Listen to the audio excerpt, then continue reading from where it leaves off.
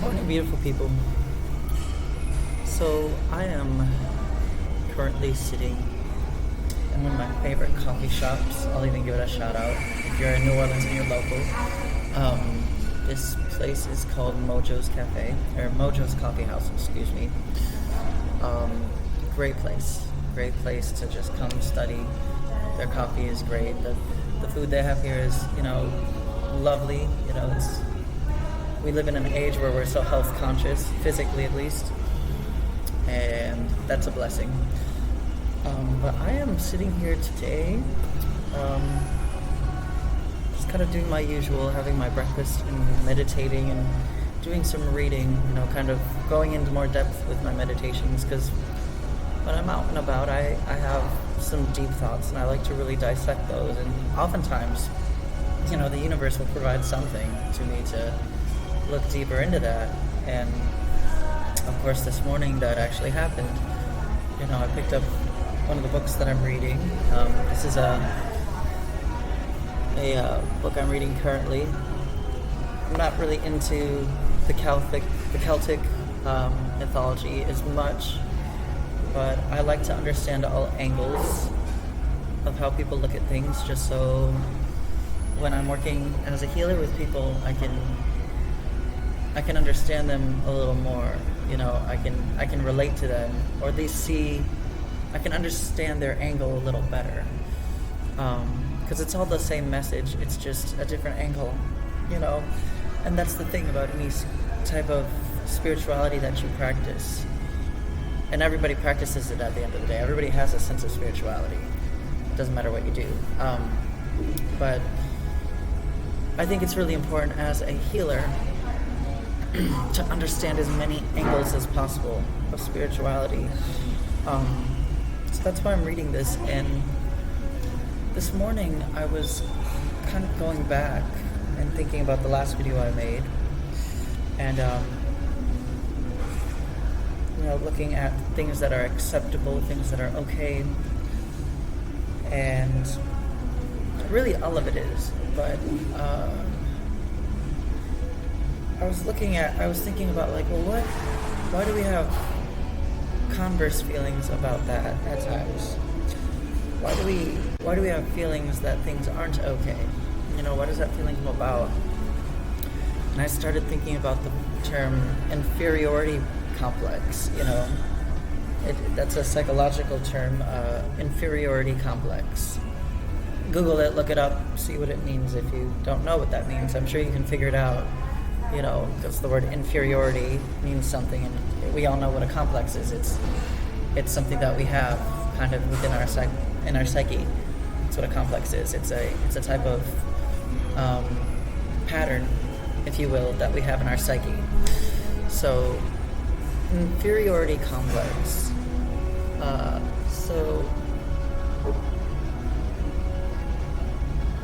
That seems to be something that creates a bit of a separation ego. When we have some sort of inferiority complex, that's when we start putting walls up and not being okay with life. And we all have them at some point. So, what are the effects of that? The effects are you end up separating yourself from the world and from people, and putting walls up and closing yourself off, and really, stunting your own growth. But again, that's okay. Sometimes you need to stunt your own growth because you have things that you still need to learn. You still need to learn in order to grow. You haven't learned a lesson yet, so you need that time. You need to slow down, or stunt your growth, but slow down and learn that lesson. So even having an inferiority complex is okay. So what causes an what causes that? Where does that come from? So meditating about it myself, something I came up with personally while I was meditating on it, is unfamiliarity. when you're not familiar with something, that's when you kind of develop an inferiority complex. And it happens to us every day. Sometimes you have an inferiority complex waking up because you don't know what to do with your day or yourself, or you don't know where to start. You wake up being uncomfortable and unfamiliar. I call it an unfamiliar complex because you wake up not knowing what to do with yourself or what direction to go. No compass as to where, no sense of direction as to where to go with your day or what to do. I have a couple hours before work. What should I do with that? So I call it an inferiority complex, and even that is okay. But while I was reading, I have a couple books. I have 5 books I'm reading at once, always, because I have ADHD. And so it's hard for me to focus on one thing for too long just because I get bored.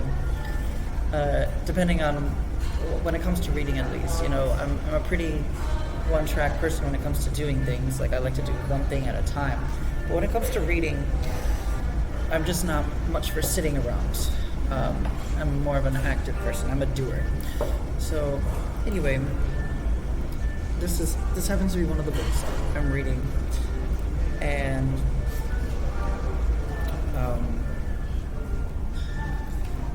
it kind of gave me a little something.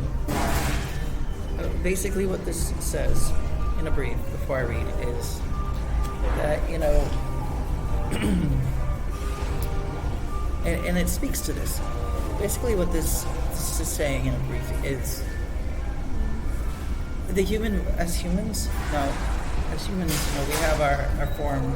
We're human, we're made of carbon-based organic material. We have our human mind, and then we also have our spiritual side, our consciousness that goes beyond all of that. So our human mind craves simplicity. That's why in the human mind, beauty in its most simplest form is symmetry, rather than the opposite of symmetry. So we in that case, the human mind craves simplicity, and I would imagine it's because egoically we get exhausted by the complexity of everything. There is so much depth in everything. So when we get to a certain point of exhaustion, we just primitive in our most primitive state, we crave simplicity. When you have something that's aesthetically pleasing to the eye, a lot of times it's because it's clean and it's simple and things are put away, and there's symmetry. So again, it goes back to that simplicity. When you have things that are outside that simplicity that and are familiar with, it creates an a full circle inferiority complex where you feel inferior. So you project that because the thing outside your comfort zone also feels inferior to you. So this little section is called "The World of the Soul is Secret." And I'm going to just start at this paragraph. But the Celtic mind was never drawn to the single line. It avoided ways of seeing and being that seek satisfaction in certainty. The Celtic mind had a wonderful respect for the mystery of the circle and the spiral. The circle is one of the oldest and most powerful symbols. The world was a circle. The sun and moon are too. Even time itself has a circular nature. The day and the year build to a circle. At its most intimate level, so is the life of each individual. The circle never gives itself completely to the eye or to the mind, but offers a trusting hospitality for that which is complex and mysterious. It embraces depth and height together. The circle never reduces mystery to a single direction or preference. Patience with this reserve is one of the profound recognitions of the Celtic mind. The world of the soul is secret. The secret and the sacred are sisters. When the secret is not respected, the sacred vanishes. Consequently, reflection should not shine to serve or aggressive a light on the world of soul. The light in Celtic consciousness is a penumbral light.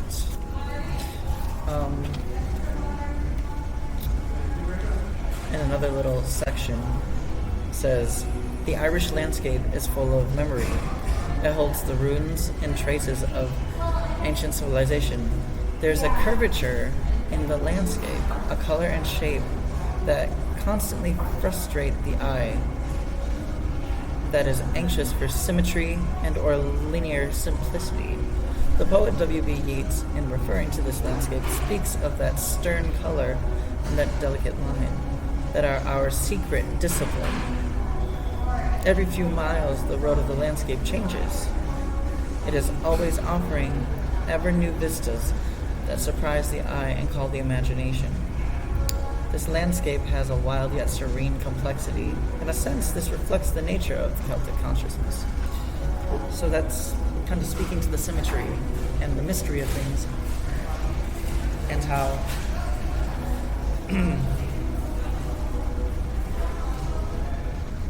when we don't have an understanding of everything, when there's mystery, we get scared egoically, and egoically we build this inferiority complex.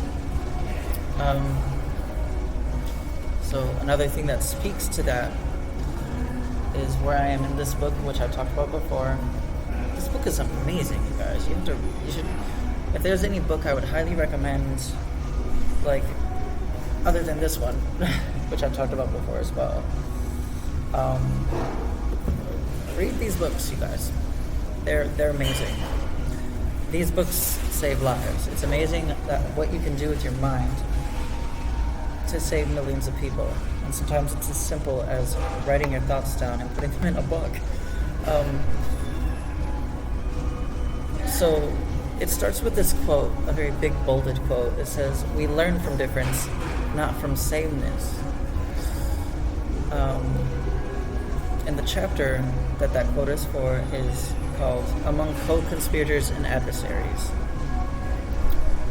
And I'm just going to read the first couple of paragraphs for this chapter, but it says, "I am not sure we can predict our feeling of being drawn to some people and not to others, of feeling seen by them or not.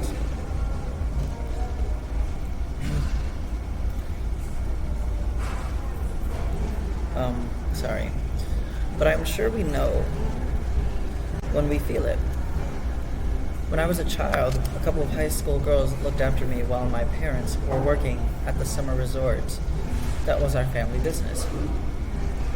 One did everything she was supposed to. The other waited until my parents were gone, then went off dancing with her boyfriend. I tolerated the first, but I loved the second. Why? Because before she climbed out the window and into the summer night, she asked me which earrings to wear and if I liked her perfume. The first treated me like an interchangeable child. The second asked my opinion. Nothing, but nothing, replaces the feeling of being seen and valued." I'm going to see if there's anything else here that kind of goes with the theme, because this all does, but, brevity is key. I'll just give you the briefing on the rest of that section. So she gives another example and then kind of talks about how, even though some situations frustrate us, we don't always know, if we, because even though some situations frustrate us because of what we know at face value, if we knew the whole of the situation, we would be much more empathetic. And so, if we're more conscious of that to begin with, conscious of the fact that you don't ever know everything about a situation. You can know a whole lot about a situation, but there's always more to it. There's always, you can always go deeper with it. And the deeper you go, the more empathy you're going to have by default. But what if you could start with that empathy just by simply knowing that I don't know everything about this situation, so I'm going to try to be as empathetic as I can for what I do know, and know that there's more to this, and that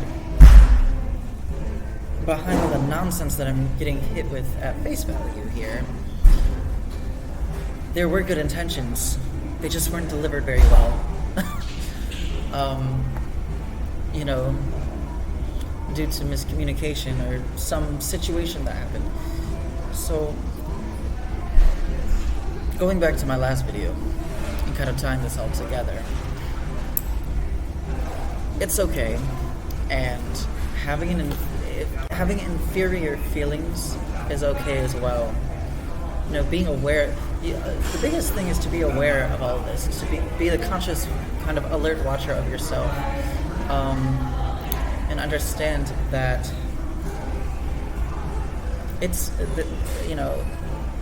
having an inferiority complex can be needed sometimes. It's part of growth, and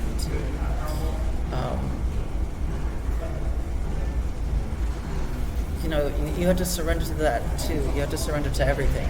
Really, if in the present moment, if in the now, you feel you have feelings of inferiority, it's not about fighting them.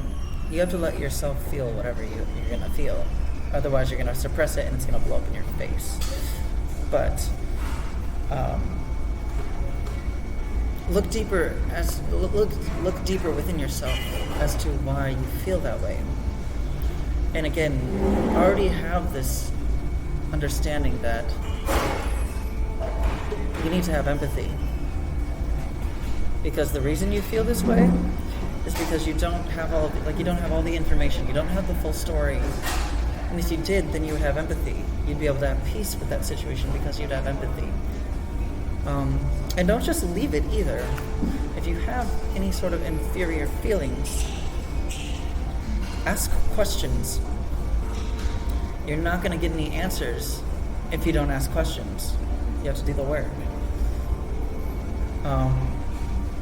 And even if you don't understand the answers, accept them.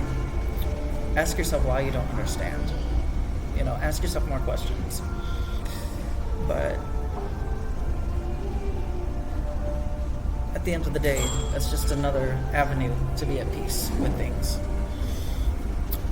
So, again, read these books. Stop at Mojo's Coffee House if you're in New Orleans. Stop at the Main Squeeze Juice Bar too. That's a great place. But read these books. Think about these things. Whenever you feel uneasy, think about the things that I'm talking about, because it might help you create a much healthier outcome from these things that happen, rather than a toxic one that creates scars and negative energy fields that stick with you.